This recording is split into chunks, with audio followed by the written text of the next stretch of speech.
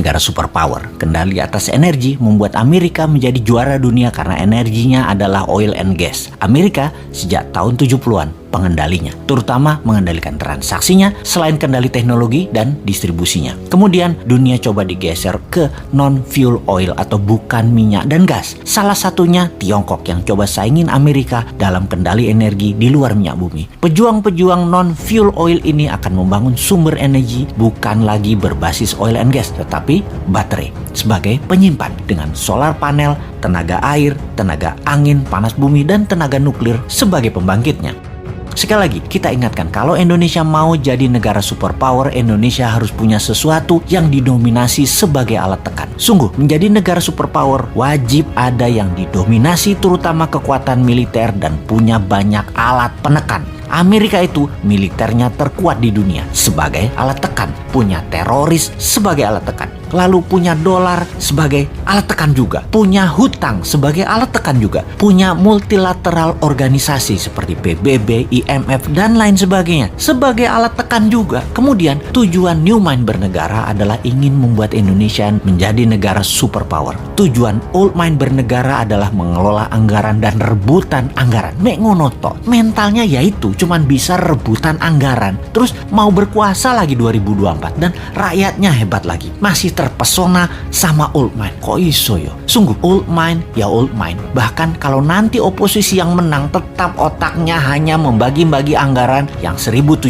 triliun APBN doang. Itu aja yang direbutkan dan fulus itu dibagi-bagi geng Senayan dan geng pejabat kroni mereka nanti. Sekedar mengingat 1.700 triliun setahun anggaran negara atau senilai 130 billion dolar itu sama dengan 500 perusahaan yang ada di Forbes, alias ada 500 perusahaan di dunia ini yang omset per tahunnya atau nilainya lebih dari 130 billion dolar.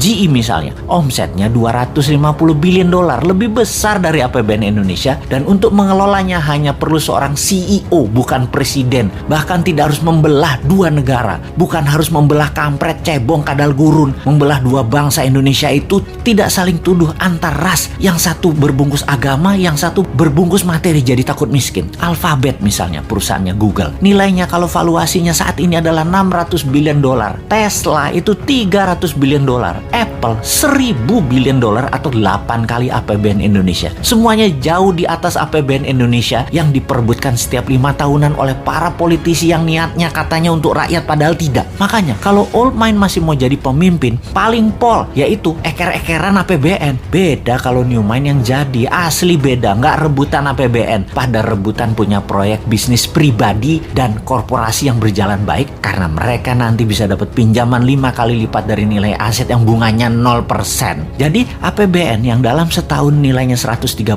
billion atau 1.700 triliun rupiah bisa naik ke 1.000 billion atau 15.000 triliun dengan gampang, tanpa injek kaki rakyat dengan pajak tinggi, tanpa utang IMF, tanpa jual nikel ke Tiongkok. Mengapa bisa? Karena kita tidak mengerjakan apa yang Old Mind lakukan, misalnya menjual nikel mentahan, tetapi nanti nikelnya jadi diolah baterai di Indonesia 100% terlebih dahulu. Finish produknya baterai, bukan nikel smelter. Indonesia jadi raja baterai beneran, bukan ingin jadi raja baterai. Bahkan mobil SMK nanti bertenaga baterai kalau mobil itu nanti muncul. Kalau sekarang kan masih dipingit, namanya juga Satrio Piningit. Karena mobil SMK itu sekali lagi, itu sesungguhnya Satrio Piningit itu aslinya yaitu.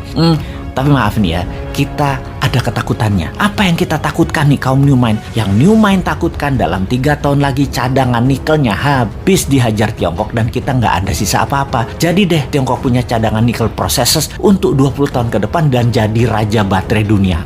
Biar deh mimpi kita punya dan mengendalikan baterai. Duh, gemes banget bernegara ini Old Mind, Old Mind. Kok bisa ya pada nggak nyadar bahwa sumber daya alamnya dikerjain pejabat di puncak, bahkan pucuk pimpinan pun nggak sadar dikerjain anak buahnya. Padahal kan tahu untuk jadi negara superpower kita harus ada yang kita dominasi, yaitu dominasi kita harusnya kuasai baterai sebagai komoditas juga sebagai alat tekan. Lah kok Tiongkok yang punya bahan baku dan yang mengendalikannya. Tapi sudahlah, kita cuma bisa menjerit. Ampun Gusti.